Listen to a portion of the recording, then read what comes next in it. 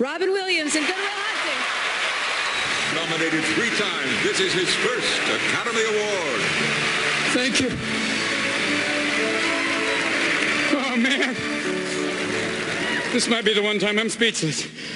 And most of all, I want to thank my father up there, the man who, when I said I wanted to be an actor, he said, "Wonderful, just have a backup profession like welding."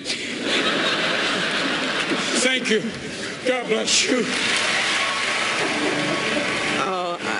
And I love that Billy Crystal was on the stage with him when he won. How fitting that was. One of the many, many highlights from Robin Williams' career, his Oscar for Best Supporting Actor in Good Will Hunting. As we say, good morning, America. And there were so many moments, so many more that we want to share with you this morning. And we love welders, but thank goodness he followed his heart. Can you imagine? That's true. If he hadn't? Well, you know, part of remembering Robin Williams was also his honesty, his honesty about his battle with addiction in his own words coming up this morning. And, you know, he loved, of course, making people laugh. And one of his favorite audiences was our troops. He began touring with the USO in 2002, and you'll hear what he had to say about meeting those heroes coming up.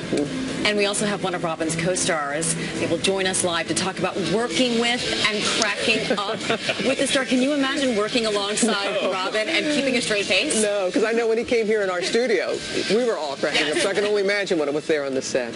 Robin Williams, very open, though, about his struggles throughout his career. No matter how successful he was, he could not shake the demon of addiction, a problem that plagued him for decades, putting him in and out of rehab. And our Juju Chang is here with more on that. Good morning, Juju. Good morning, Robin. You know, it's a tragic truism that we all kind of know in our gut that depression and substance abuse also go hand in hand. And Robin Williams often made self-medicating a punchline to a lot of his jokes, but he also knew through years of personal suffering that it was no joking matter. You wouldn't know it from all the hilarious roles he conjured up on screen, like Mrs. Doubtfire and The Birdcage. Men smears. But off-screen, legendary actor Robin Williams was tormented by addiction for decades, a dark demon he frequently joked about on stage.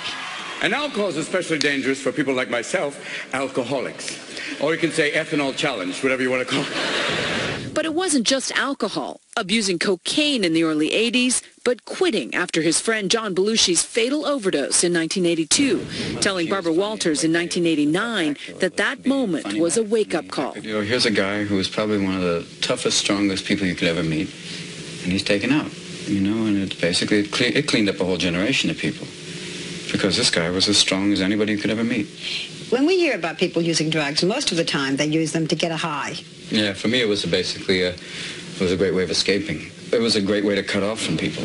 The comic genius told ABC News in 2011 the role of a lifetime that helped keep him sober for 20 years was that of father. The one thing that cleaned me up from that was having a kid. That's immediate, if that's the same of, you know, and I didn't have any rehab or any, you know, any groups. But after those 2 decades of sobriety, Williams says he sampled some whiskey in 2006, and within a week, he was hooked. His family reportedly staged an intervention. He spoke about the grip of addiction with Diane Sawyer just 2 months after leaving rehab. Oh, wait, quiet time. Good, though. I'm back. People say, how do you feel? With my fingers. It was just alcohol? Just alcohol. That's enough, really. To talk about it as caused by something. Not caused by anything. It's just there. Lays in wait and for the time when you think, it's fine now. I'm okay. And then beep.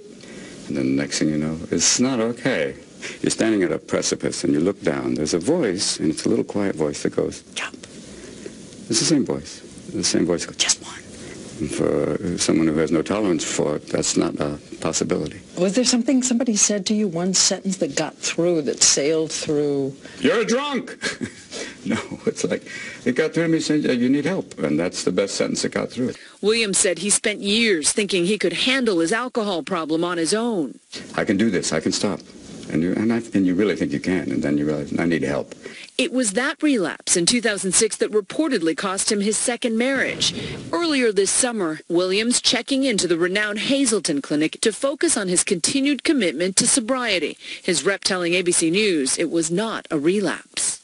The world now left with the advice a wise Williams once gave to a younger version of himself. Don't be running so fast. And that's it. How much have you loved? That's a simple question. How much have you loved doing what you do, or love being with the people? If you can answer that question pretty positively, then you're doing okay. It's a good life. The most profound lesson that Robin is giving us all is that whenever someone is universally beloved and hugely successful loses such a hard-fought battle with depression, it reminds us all that this is a brutal, cruel disease that strikes people no matter who you are, how much wealth or stature or support from loved ones somebody has. Robin? All walks of life. You got that right, Juju. Thank you. And ABC News senior medical contributor Dr. Jennifer Ashton joins us now with more.